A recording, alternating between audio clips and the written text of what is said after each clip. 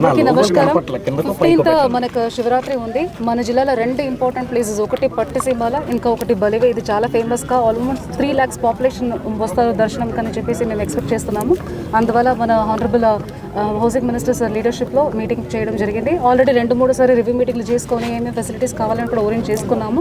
గతంలో కూడా చాలా బాగా జరిగినాయి. లాస్ట్ ఇయర్ కూడా మనకి ఘాట్ డెవలప్మెంట్ చేశారు కాబట్టి.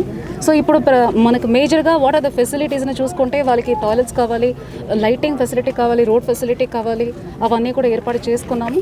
అది కాకుండా మనకి కంటిన్యూస్ ఎలక్ట్రిసిటీ సప్లై కావాలని, మోస్ట్లీ సెక్యూరిటీ ఫుట్ఫాల్ ఎక్కువ ఉన్నాయి, స్టాంపీడ్ సిచ్యువేషన్ లేకుండా ఎట్లా క్యూ మానిటర్ చేయాలని పోలీస్ డిపార్ట్మెంట్ కానీ, జిఎంఎస్కేస్ కానీ, ఎన్సీసీ, ఎన్ఎస్ఎస్ అందరినీ కూడా ఇక్కడ డ్యూటీ వేస్తున్నాము. సో దట్ ఆ crowd movement queue line manage చేసుకుని ఉండాలని.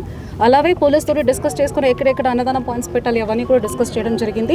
సో పబ్లిక్ కూడా సార్ చెప్పినట్టే దయచేసి మీరు మాకు సపోర్ట్ చేయండి, కోఆపరేట్ చేయండి. మనం లాస్ట్ టైం కూడా ఘాట్ పరిధిలో అంతా అన్ని పర్ఫెక్ట్గా చేసాము.